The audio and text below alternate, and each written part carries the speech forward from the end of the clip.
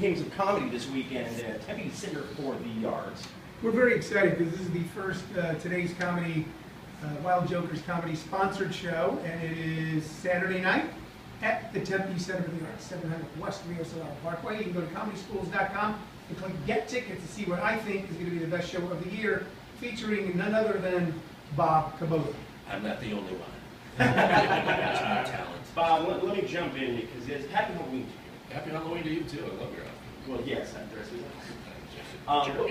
what is the weirdest Halloween story you've ever had? I don't have weird Halloween stories except basically act like it doesn't exist. Oh, really? I You really ignore don't. Halloween? That's right. I shut the lights off, man. I close the garage door, all that kind of stuff. So nobody come knocking. We don't got no candy for you. No trick-or-treating, no fun. Nobody's, even if you I'm don't like home, kids? nobody's home. You don't like kids? No, I love kids, but I don't believe they should be taken in this kind of sugar intake and stuff like that. It's a health. It's a health issue, my friend. Why don't you give out apples or something? Well, it was a bad experience as a kid. Bad experience with the popcorn balls. Oh, Yeah, you know. I had a neighbor give out popcorn, and with a little note, please help yourself with some popcorn, and left it just there. Wow. There was going to be a trick going on regardless on that one. No sneeze guard? Did you ever do that as a kid? Did you ever have a Halloween story where you played a trick on somebody? No, but I've seen some of the other dirty tricks that other kids did, like tie as they're running across the lawn, you tied like a fish line across the lawn with a little post. People just dunk it in the back, the candy go flying, they get exactly face first into the turf. Yeah, there's so much of that. And this is Bob Kubota is going to be actually Clean Kings of Comedy, Tempe Center for the Arts.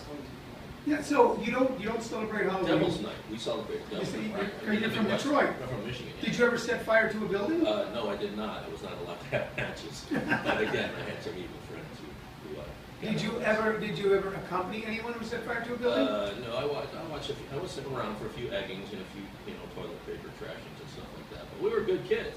We didn't actually commit any kind of crime. Did you go trick or treating as a child? Yes, I did. What did you dress up as? First outfit was horrible. It was an upside down grocery bag, paper grocery bag. I was so little, went up right over my head. And then my mom took a little swinging ball down it. So it was a grandfather clock. That's what I was. I was a little grandfather clock. It sounds like she was trying to give you away. It's like nobody would claim that. Even this kid's right twice a day. Anyway. All right, so your first thing was a paper bag over your Yeah, head. paper bag over my head. That's exactly right. That was your costume. An unknown comic cowboy. Was it the start of your comedy career? Did you then turn on the Gong Show and go, hey? You know what? This just occurred to me right now that very well might have been the whole impetus for all this stuff. Did you start in Detroit as a stand-up comic? No. I started after I had two sentences, one in there, Michigan, and then one in New England, New Hampshire.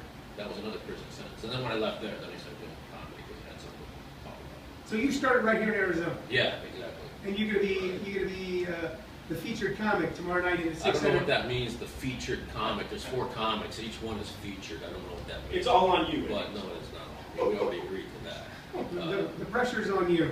As a matter of fact, the other 3 guys may have dropped out. Well, and that check. 600 people coming out to see you on Saturday night at the Tempe Center for the Arts. I know I'm bringing at least 3. You are. All right. Here's a question I always want to ask a comic.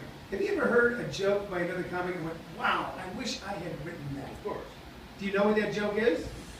Oh, there's been so many over the years, but it's so depressing. And then what you actually do is like, whenever there's a joke that you think like that, you hear it, you go, I wish I thought of that, and then you actually think of a joke like, I'm glad I thought of it, and you run out, and it doesn't work at all. So I mean, I forget because there's no I'm always wrong. Let's put it that way.